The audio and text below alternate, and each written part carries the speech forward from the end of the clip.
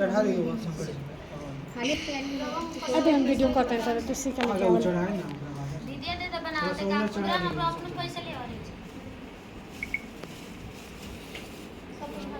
हाँ वही शिव रूपे नमस्ते शिवाय सत्यम नमः शिव प्रियत्य नित्यम पाधम में प्रतिरेता एथी एगो फूल में बोल के ठीक बा पार्वती जी में चढ़ा दी फूल बोल के फूल में चंदन बोल के हाँ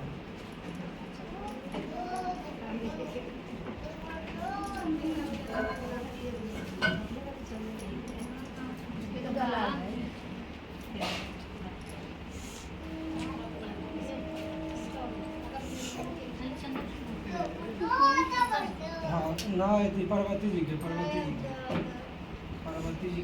वीडियो बनो ताली दुनु हम दिए चंदन सुगंधन कर्पूरा हम की वीडियो बनाओ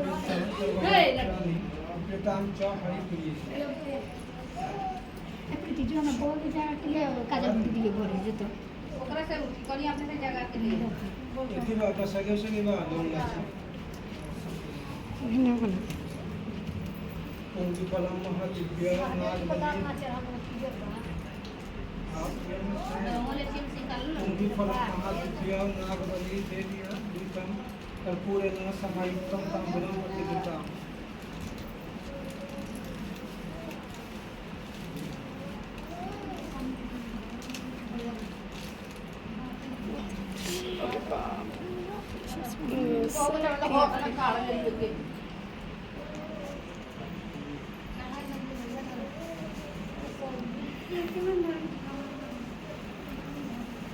कुछ पे द्रव्य चढ़ा दी लोगों ने सिक्का होगा मतलब पैसा चढ़ा दी।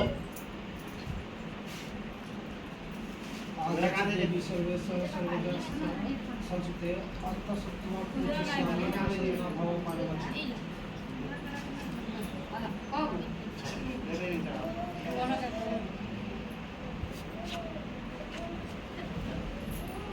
सर्वदा फल से को चढ़ा दी। ना छील के थोड़ा सा करी रे अडर अडर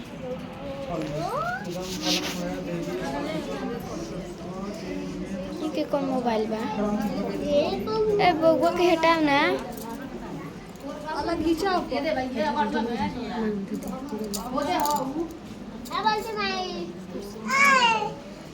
वे हट ना सही अब वो है से कहते हैं से दादी बोला तोड़ दादी बोला दादी हो हाँ वस्त्र चढ़ा में एगो वस्त्र चढ़ा दे बाकी सब बाबू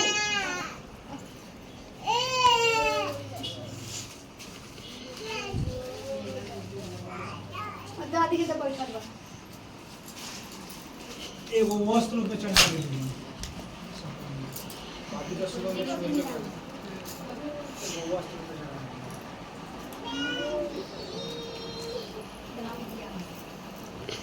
वस्त्र दुर्गम प्लान देवी देवी देवस्य वंदे सर्वसिद्धि प्रदे देवी मंगलम कुरु में सदा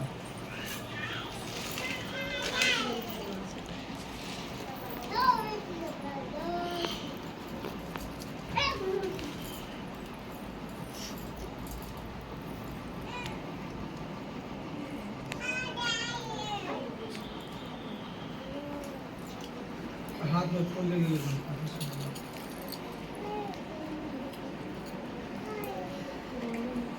लाल फूल पार्वती जी को चढ़ा दे और चढ़ा देंगे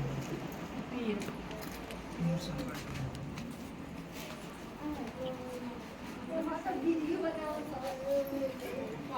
वीडियो बनता मुझे तो ये डाला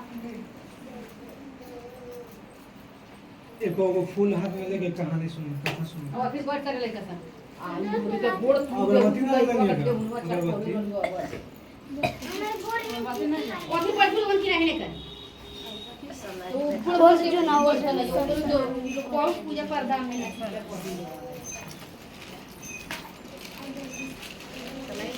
सुंदर मालूम पड़ी है काजल जी मोबाइल मोबाइल मोबाइल भाभी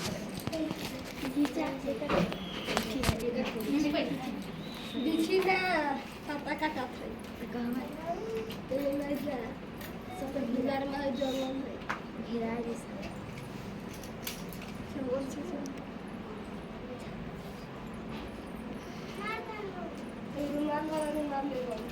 हुआ सुपर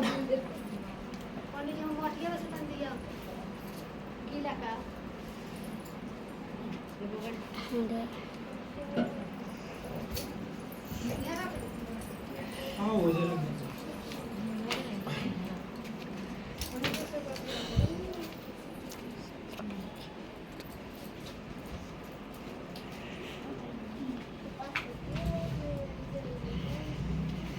एक मैं सब किया था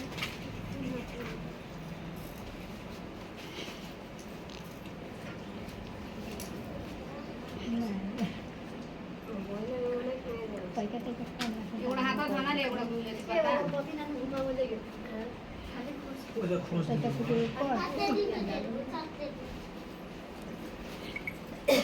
फूल ले गई हाथ में। सूजी कहते हैं मंदार की माला से जिन पार्वती जी का केश पास अलंकृत है और मुंडों की माला से जिन शिव जी की जटा अलंकृत है, जो पार्वती जी दिव्य वस्त्र धारण की है और जो शिव जी दिगंबर नंगे हैं, ऐसी श्री पार्वती जी तथा शिव जी को प्रणाम करता हूँ। रमणीक कैलाश पर्वत के शिखर पर बैठी हुई श्री पार्वती जी कहती है, हे महेश्वर, हमें कोई गुप्त व्रत या पूजन बताइए जो सब धर्मों से सरल हो, जिसमें परिश्रम भी कम हो करना पड़े लेकिन फल अधिक मिले। हे नाथ, यदि आप मुझ पर प्रसन्न हो तो यह विधान बताइए। हे प्रभु, किस तप, व्रत या दान से आदि मध्य और अंत रहित आप जैसे महाप्रभु हमको प्राप्त हुए हैं। शिव जी बोले, हे देवी, सुनो, मैं तुमको एक व्रत जो मेरा सर्वस्व है और छिपाने योग्य है, लेकिन तुम्हारे प्रेम के वशीभूत होकर मैं तुम्हें बतलाता हूँ। शिव जी ने कहा, भारतवर्ष में जैसे नक्षत्रों में चंद्रमा, ग्रहों में सूर्य, वर्णों में ब्रह्मा, देवताओं में विष्णु भगवान, नदियों में गंगा, पुराणों में महाभारत, वेदों में सामवेद और इंद्रियों में मन श्रेष्ठ है। सब पुराणों और वेदों का सर्वस्व जिस तरह कहा गया है, मैं तुम्हें एक प्राचीन व्रत बतलाता हूँ। एकाग्र मन से सुनो। जिस व्रत के प्रभाव से तुमने मेरा आत्मा आसन प्राप्त किया है, वह मैं तुमको बतलाऊंगा, क्योंकि तुम मेरी प्रेयसी हो। भाद्रपद मास में हस्त नक्षत्र से युक्त शुक्ल पक्ष की तृतीय तिथि को उसका अनुष्ठान मात्र करने से स्त्रियां सब पापों से मुक्त हो जाती है। हे देवी, तुमने आज से बहुत दिनों पहले हिमालय पर्वत पर इस व्रत को किया था। यह वृतांत मैं तुमसे कहूँगा। पार्वती जी ने पूछा, हे नाथ, मैंने क्यों यह व्रत किया था, यह सब आपके मुख से सुनना चाहती हूँ। उत्तर की ओर एक बड़ा रमणीक और पर्वतों में श्रेष्ठ हिमवंत नामक पर्वत है। उसके आसपास तरह तरह की भूमियाँ हैं, तरह तरह के वृक्ष उस पर लगे हुए हैं। नाना प्रकार के पक्षी और अनेक प्रकार के पशु उस पर निवास करते हैं। वहाँ पहुंचकर गंधर्वों के साथ बहुत से देवता सिद्ध चारण पक्षीगण सर्वदा प्रसन्न मन से विचरते हैं। वहाँ पहुंचकर गंधर्व गाते हैं, अप्सराएं नाचती हैं। उस पर्वत राज के कितने ही शिखर ऐसे हैं कि जिनमें स्फटिक, रत्न और वैद्य मणि आदि की खाने भरी आकाश का स्पर्श किए रहता है। उसके समस्त शिखर सदैव हिम बर्फ से आच्छादित रहती है और गंगा जल की ध्वनि सदा सुनाई देती रहती है। हे पार्वती, तुमने बाल्यकाल में उसी पर्वत पर तपस्या की थी। 12 वर्षों तक तंग कर केवल धुआं पीकर रही, 64 वर्षों तक सूखे पत्ते खाकर रही। माघ मास में तुम जल में बैठी रहती और बैसाख की दोपहरिया में पंचांगिनी तापती थी। श्रावण महीने में जल बरसता तो तुम भूखी प्यासी रहकर मैदान में बैठी रहती थी।